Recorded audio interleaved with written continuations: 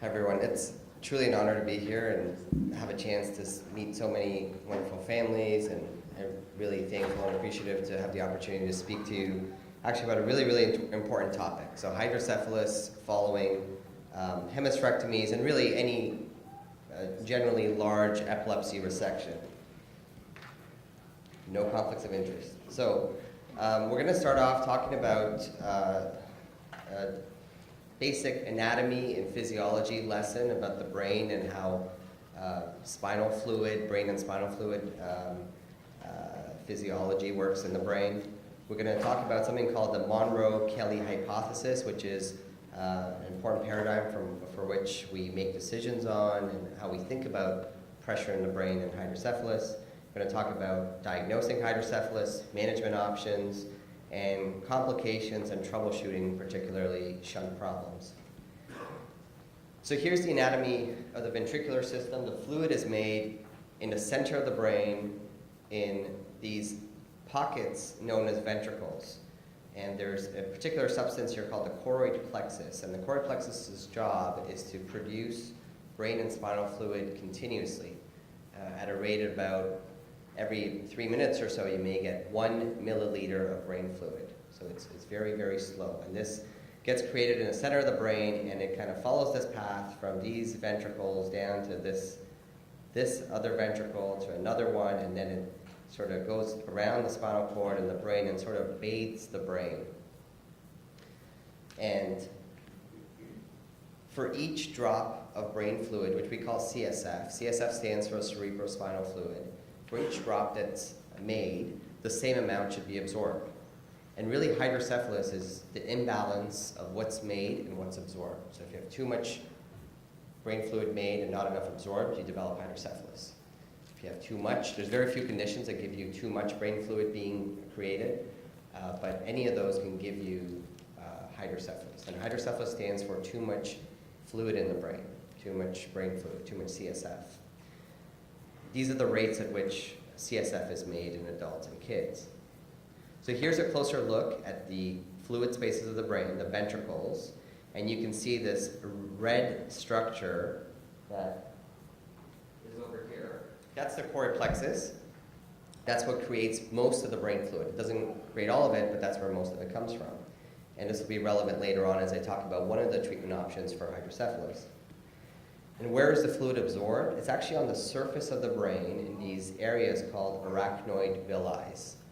And this is the primary absorption site. And in hemispherectomies, in general, the type of hydrocephalus you develop is because of likely related to scarring of these arachnoid villi. So scarring and preventing the absorption of brain fluid. That generally tends to be the problem. So a little bit about CSF physiology. So Alexander Monroe was a Scottish anatomist, and him and his pupil, his student, George Kelly, defined the Monroe-Kelly doctrine. And there are several principles. So the first is that the skull is a closed box, and it's generally inelastic. I say generally inelastic because in little babies, their skulls are actually quite soft, and they actually have the room to expand. But once that soft spot closes up, the skull really is a closed box. And when you think about it, if you have swelling in the brain, or if you have any tumor or fluid buildup or infection or anything that takes up volume, initially the brain can compensate.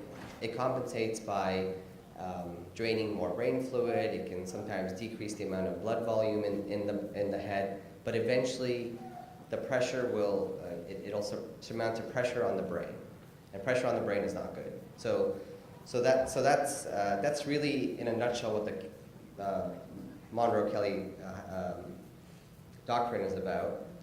And this is a nice curve that shows you that this is sort of the volume of contents in the brain. So as you increase it, the brain can compensate initially. And it does so, again, by draining more brain fluid, by decreasing the amount of blood in the brain. The blood I'm talking about is the blood in the arteries and veins. But eventually it gets to a point of decompensation where the brain can no longer compensate. And then small increases in volume can lead to large increases in pressure in the head. And that's generally when children or adults, people with hydrocephalus become symptomatic. And here's a picture of what it looks like. So this is what normal ventricles look like, and this is what it looks like when you have hydrocephalus. So you see the fluid buildup inside the brain. You see this area in red, which is really the swelling and pressure that's on the brain. So again, so what is hydrocephalus? It is the imbalance between the fluid production and absorption of CSF, and it can result in increased intracranial pressure. Now, very important to know that increases in pressure may or may not be associated with a change in the ventricular size. Most of the time, there is a change in the ventricular size, except for children that have had multiple operations. And the reason why, especially if you've had infections, and the reason why is the ependema, the surface of the ventricular system, scars in. And once it scars in, it has limited compliance. So even though the fluid spaces may appear normal, it doesn't necessarily mean that there may not be a pressure problem. So that's important to keep in mind. Now, this gets a lot more attention than it should. It's not that frequent, but it does happen. It's very important to know, especially in children that have had multiple shunt operations. So a few facts about hydrocephalus. It's the most common thing that a pediatric neurosurgeon may treat. It affects about 1 or 2 out of every 1,000 babies. The type of hydrocephalus, though, we're talking about is generally post-epilepsy surgery, so it's slightly different. There is no cure for it.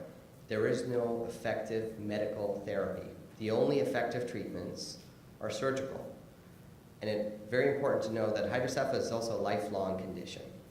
It's not the type of thing that you get treated once and say, I am in the clear and I don't have to think about this diagnosis again.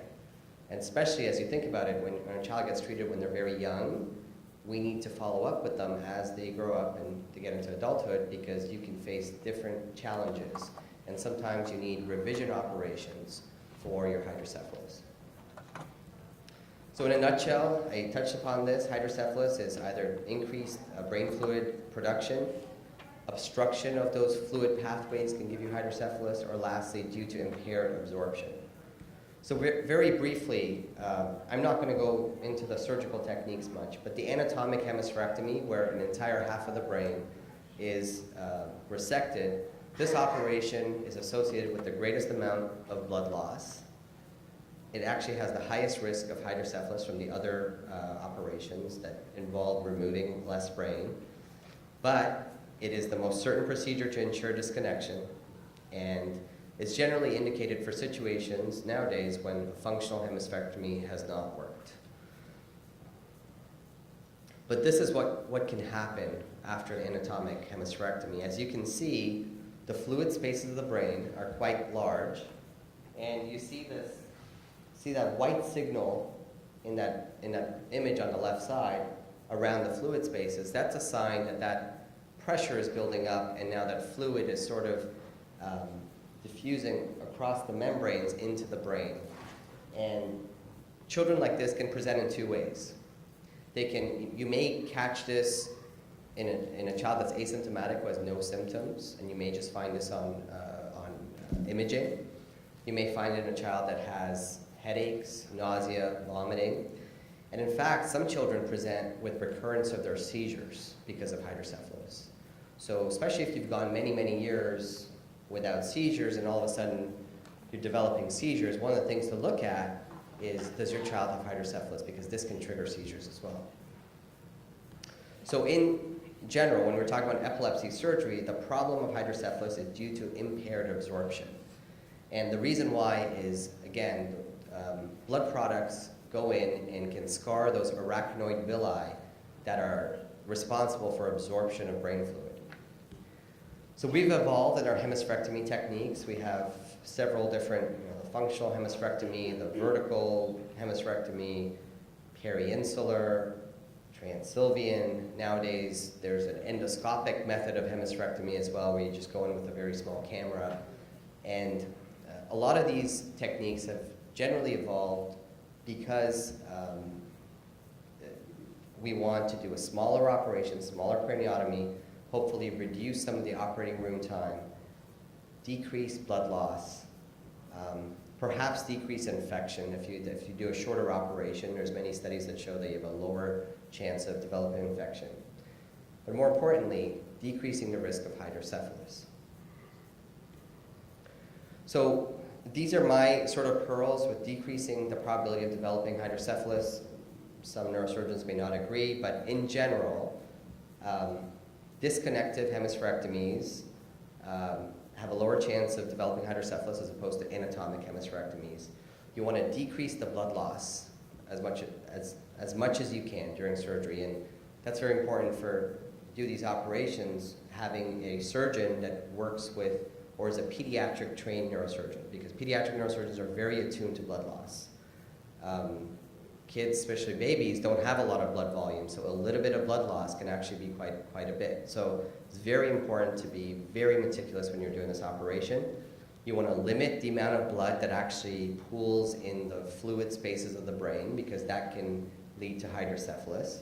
You want to aggressively drain brain fluid after surgery. So after hemispherectomy, generally a drain is left in, and that's to get rid of all that debris, all those blood products out of the head. They have several benefits. It helps with postoperative fevers, but it also, very importantly, when you clear up that fluid, we don't have great studies to show this, but we do think that that decreases the probability of developing hydrocephalus. There's one last thing I left on here, which I'll talk about very briefly at the end, but the choroid plexus is where that brain fluid gets made, and one of the things that I have been doing is cauterizing or burning some of that tissue that creates brain fluid during the operation. And we have a wonderful opportunity here as we do the surgery to have access to that choroid plexus, and that can really decrease the amount of brain fluid being made, and hopefully the brain can absorb what is truly being made. So, and in my opinion, it's really decreased the amount of hydrocephalus after surgery. But the final results aren't out yet, and we need to have more experience to be able to say this definitively. So detecting hydrocephalus, so the babies have a window, the baby's soft spot here, and one of the signs of too much fluid in the brain is a bulging, intense soft spot. The soft spot's called the fontanelle. So every time you see your pediatric neurosurgeon, when your baby's very little, they're going to feel the top of your child's head. And that can give us an indication if there's pressure or not. Again, really young babies, we follow them on this head circumference chart, and you can see this child is crossing percentile, so from the 3rd percentile to well over the 99th percentile. This is a sign of pressure building up in the brain. It doesn't have to be fluid, it doesn't have to be hydrocephalus. Anything that takes up volume can do this. So tumor can do this, infection, pus, any of those things can do this. So that's what we look at. So symptoms and signs of hydrocephalus in infants. So again, abnormal increases in the head size, drowsiness, irritability, poor feeding or vomiting. Really, really young babies have breath-holding spells, and they can have heart rate changes. Actually, heart rate changes can happen even in older children. But those are typically the way hydrocephalus manifests. In older children, they complain of headaches, they may have learning problems, again, nausea, vomiting, drowsiness, difficulty with balance, difficulty with coordination, swelling of the optic nerve. So oftentimes your neurosurgeon may send your child to an ophthalmologist to look at the swelling at the back of the eye, because that gives us a sort of window into the brain to tell us if there's pressure in the brain or not. And sometimes inability to look upwards. So these are what the scans look like. Typically when you have hydrocephalus, this is what a CT scan looks like. And you see this fluid build up in the brain. And one of the two options, and we're going to talk very briefly now about shunts, is where you put this drain. You can put it inside the fluid space, and this is typically where shunts go in the ventricular system. It's called a ventricular shunt, or your surgeon may choose to put it in the cavity. This is an example of a post-stroke hemispherectomy. So this is not a a lot of this tissue was missing because of the stroke. So you may, and again, different neurosurgeons have different opinions on it. I personally prefer the ventricular shunts because shunts are made to be in the ventricular system. They have support there, and typically it's hard to leave a shunt in a cavity without causing it to either lean against one side of the brain or not. But this is highly controversial. Some surgeons may prefer to just put the shunt on the cavity side just because if there's any bleeding or complications relating to putting the shunt in, that side of the brain is already disconnected. So that may be a reason to put it in a cavity. But in my experience, the ventricular shunts tend to work longer. So what is the natural history of untreated hydrocephalus? So untreated hydrocephalus can actually become quite severe. In about half the children, if it's not treated, they don't survive.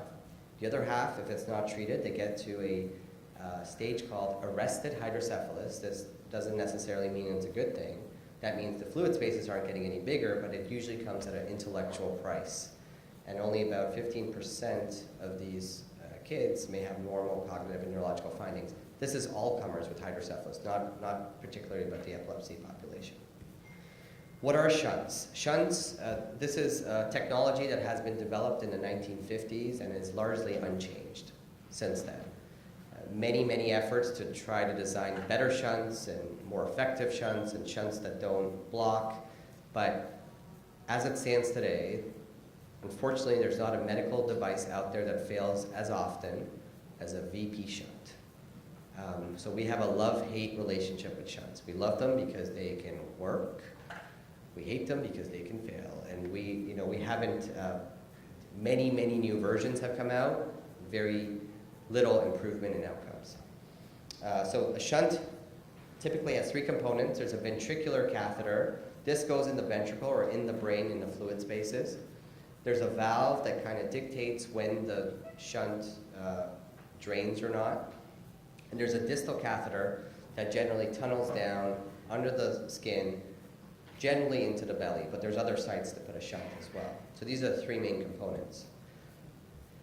This is what it looks like when it's implanted. The most common place is in the abdomen. It's called a ventriculoperitoneal shunt. Other common options are in the chest. It's called a ventriculopleural shunt. This is generally not a good option for kids under the age of 4 because their chest isn't large enough to absorb brain fluid. But after the age of 4, this becomes a viable, good second option. And the other option is putting it in the heart, the ventriculoatrial shunt. This may be a good option if a child's very young and the ventriculoperitoneal shunt is not an option. But the problem is with putting it in the heart is as the baby grows, the position of that shunt moves, and you may need revision operations just to keep it in the same location. There are many types of valves that the bottom line is there's ones that work based on differences in pressure between the head and the belly. There's ones that work based on a very constant flow rate, so regardless of pressure, they drain the same amount. There's programmable shunts, there's anti-siphon devices, there are more shunt valves than you want to know about. But the bottom line is there is no one shunt valve that's better than the rest. And we've done a shunt design trial, one of the important studies that came out in pediatric neurosurgery, where we looked at all these 4 different types of shunts, and over time, they all pretty much fail at the same rate. So there's not a single one, and as much as, so what happens is a lot of times it's based on the preference of your neurosurgeon. There's certain instances where you may choose one valve or another, but none of this is evidence-based, and it's completely, and generally in medicine, when there's a lack of medical data, anyone's an expert, because who's to say you're wrong with whatever you say? So important to keep in mind. Shunt complications, 3 main types. There's mechanical failures. Shunts are man-made pieces of equipment. They can block, they can break, they can kink, they can move, they can obstruct. Any of those things can happen. So that's why it's very important to have long-term follow-up once you have a shunt. Infection used to be a larger problem in the past. The infection rates are kind of have been lower. Most hospitals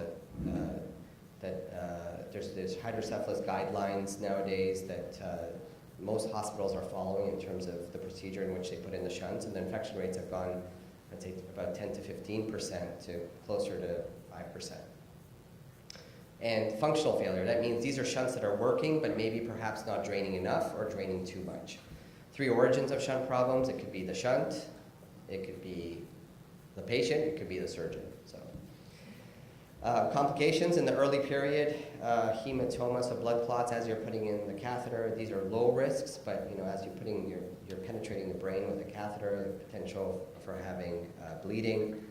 As you're passing the catheter into the belly, the potential for bowel injury, injury to the thoracic or the chest, the organs of the chest, as you pass the shunt down. Infection, when it occurs, most commonly it's up front, usually in the first 3 months, if not in the first 6 months. After the 6 months, it's pretty rare to have a shunt infection. It's really, really rare. So it's not impossible, but that's usually the time period when a shunt infection happens. The most common reason for a failed shunt is a proximal shunt obstruction.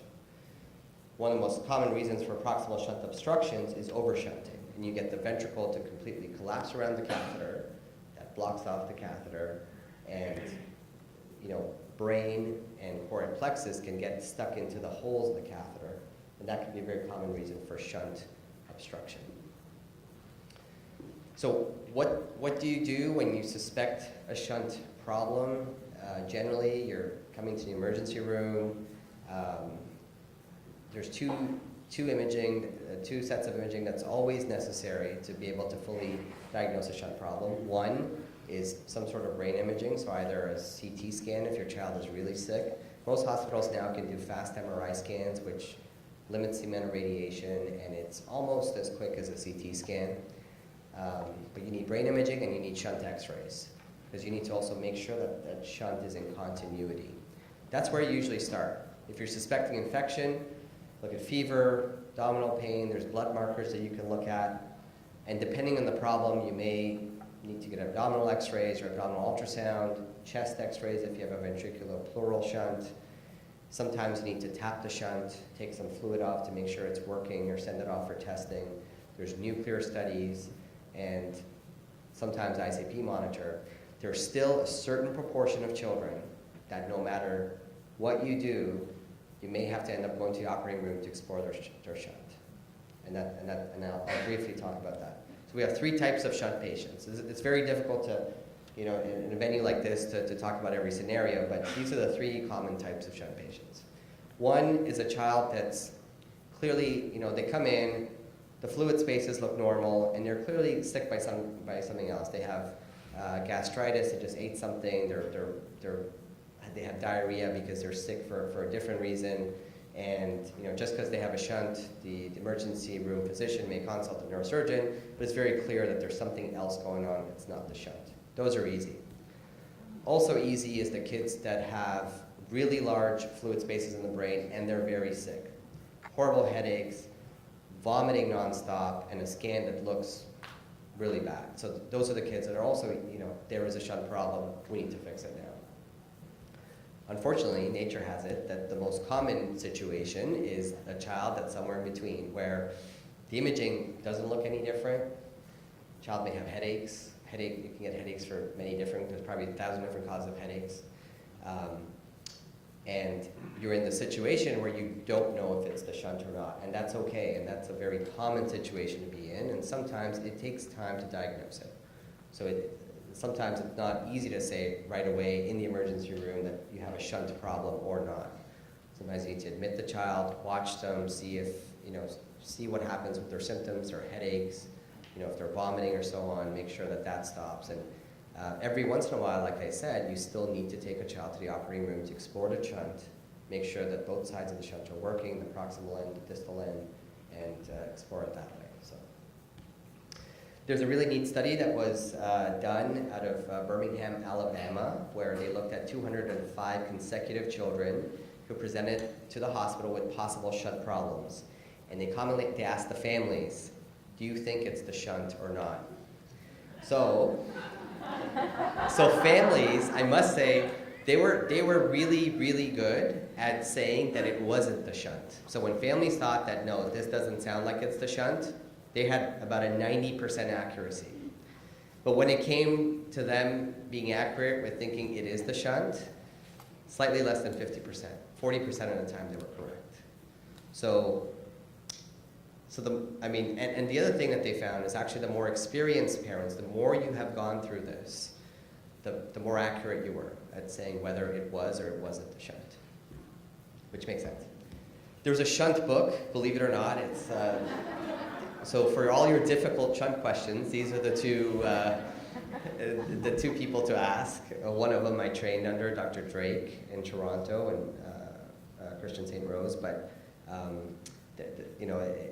there are many, many different situations. It's very difficult in a lecture like this to kind of go over everything I know about shunts. This is a really neat study that was done by a post-hemispherectomy hydrocephalus work group. And they sort of looked at hemispherectomies in particular, and they found that 23% of patients who underwent hemispherectomy between 1986 and 2011 developed hydrocephalus. In my experience, it's probably been even less, so I don't know if that's just more recent data, but that seems like a good number to quote. And then timing range, so half the time you figure out your child has hydrocephalus in hospital, right after surgery. They have the drain that's draining the extra fluid, and they realize, no, we can't remove this drain because the child needs the drainage. And that way you know, all right, this child needs treatment for hydrocephalus. But half the time it can happen years later. And in this study, it was 8.5 years later was the longest. I've seen a child that was 10 years later. So it can happen down the road as well. Obviously, the further out you go, the less likely that you're going to require a shunt.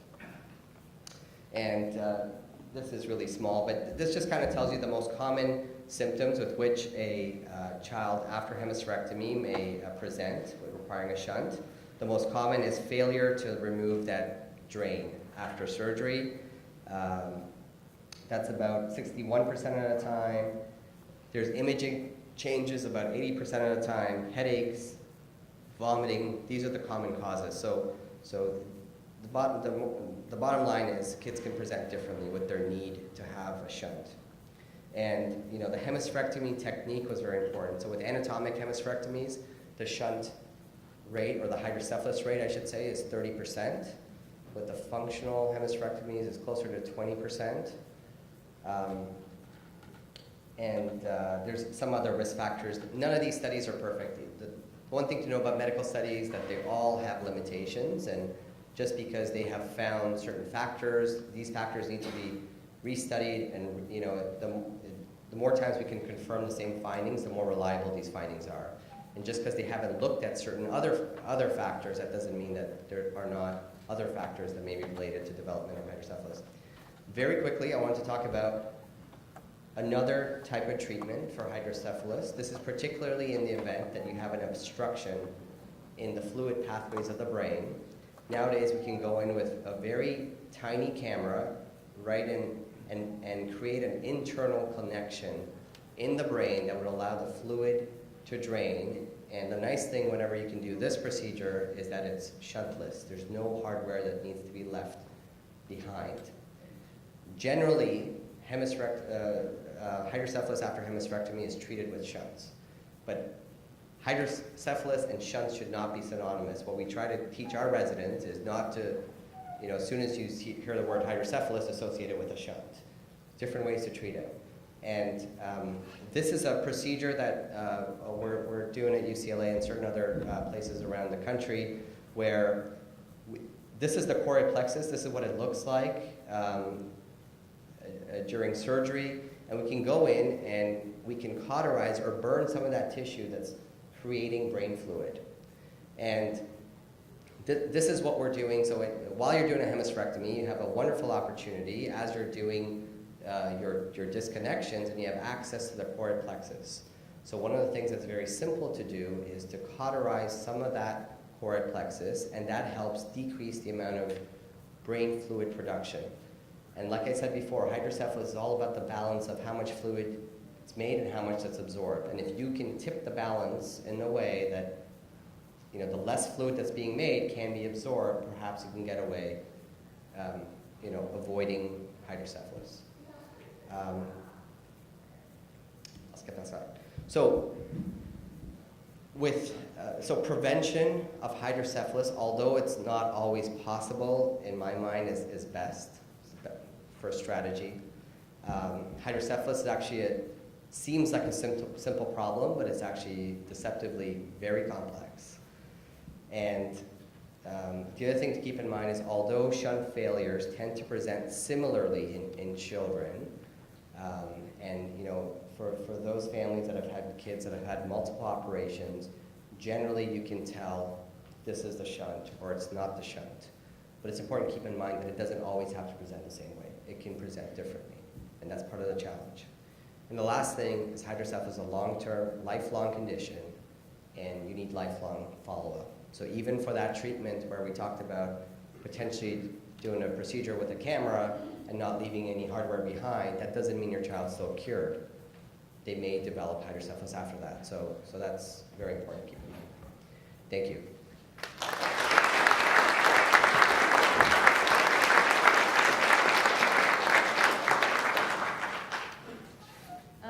I just wanted to ask about the possibility of intermittent hydro. So where you could show up, like my daughter suddenly had increased seizures, she was vomiting, she was nauseous. So we took her to the hospital, they did an MRI, and it looked stable. They even put an intracranial pressure monitor on her, and by that time her symptoms had sort of subsided, and it was normal, and this was just 3 weeks ago. And she's had 3 normal weeks, but she had this sudden acute change of nausea, vomiting, dizziness, seizures. Could intermittent hydro cause that, or?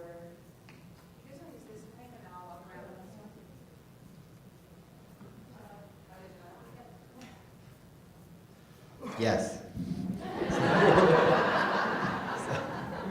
So intermittent hydro is it's the most challenging, right, to diagnose, because, like you said, the imaging is pretty much always unchanged. Usually by the time the neurosurgeon walks into the room, the symptoms have usually resolved. And you say, I swear he was vomiting all this time, and now he stopped. There's no perfect test. So you can do nuclear studies where you put a nuclear dye and kind of watch it go down the shunt.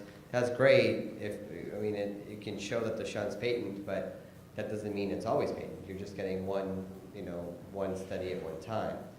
You can get a CT scan or an MRI shows the fluid spaces are the same. Again, that just gives you one snapshot at a time. You can even tap the shunt and it could be working at the time, but it doesn't mean that it's always working. ICP monitors are good because they can give you a reading over a long period of time, but the problem is when you put an ICP monitor, the child's kind of restricted to the bed, and it's not their normal, it's not what they do on a day-to-day basis, so it's kind of a very artificial environment to keep the child in. So unfortunately, there is no good test, and sometimes, and those are the kids that sometimes in and out of the hospital, but at some point we may have to just go to surgery, explore the shunt, replace, if it's not, and sometimes just replacing the shunt is what. Oh, it doesn't have a shunt. Oh, so you're saying. Almost 4 years after surgery, suddenly she's got Right. this acute change in Right. seizures, and it only lasted a period of 3 Right. weeks. I'm giving her emergency meds every other day. Right. Yeah, she just had a sudden acute change in her seizure activity a month ago, and I'm Right. giving her all these emergency meds I've never had to do. She's vomiting, nauseous, she's going unconscious, all these things. I admit her to the hospital. She does that the first 3-4 days. By the 6th day, they put that ICP monitor on her head. She seems to be coming out of whatever she was in. Okay. The ICP monitor is fine. Now she's been good for 3 weeks, so I don't know what. Yeah. The way we think about hydro generally before you have a shunt, or let's say developing hydro, It's generally not the type of thing that waxes and wanes. There's usually a linear progression forward. And when you think about it, if your pressure just in the head, it just builds up, it doesn't intermittently go away. So, I mean, I haven't heard of a case. Doesn't mean it doesn't exist, but I haven't heard of a case like that. But important, again, you can get other pieces of information, ophthalmology, look in the eyes, make sure there's no papilledema or pressure in the eyes, and just sometimes just monitoring it over time to see if it's something that'll go away or no, it's something that there's ways to also temporarily divert the fluid away, so without committing to a shunt. You can put a drain, you can put a lumbar drain to intermittently divert transiently divert the fluid away to see if those symptoms get better. But again, if it's difficult with the symptoms come on or off, because when you do it, she may not have any. The problem with repeated CT scans is exposure to radiation. I mean, how do you, I know we do fast MRIs now. I just want you to discuss that. Right, so radiation has sort of harmful effects to the developing, growing brain of a child, especially the younger they are, they're more at risk. So kids really under the age of 3, but in general you want to, and even the next milestone, kids under 10, you really want to limit them, especially with shunt problems, because some of these children come in and out of the emergency room a lot, and it is very prudent for us to try our best to limit CTs. Now, most hospitals, most pediatric hospitals, have special protocols where the amount of radiation is actually pretty low. So our neuroradiologist tells us that our pediatric CT scan gives us the same amount of radiation as a shunt series or a shunt X-ray. So my general advice, as much as we can, is to try to do the fast MRIs, and most hospitals are able to do this. So this is a very quick MRI, doesn't require any radiation. It takes about 20 seconds to do, so provided the technologist feels comfortable. There's a certain age group that gets very tricky, toddlers. It's hard to keep them in any one spot for too long. But so generally, fast MRIs whenever we can, but if your child is sick and if they're vomiting and they're not, we need to make a decision right away, a CT scan is still a good option. So I would not hold off getting a CT scan if your child's actually really, really sick and we need to know an answer right away, because that still seems to be, in urgent situations, the best way forward. I have a question. Yeah. What is the max life expectancy of VP shunt? The max life of a VP shunt? I'll answer this very quickly.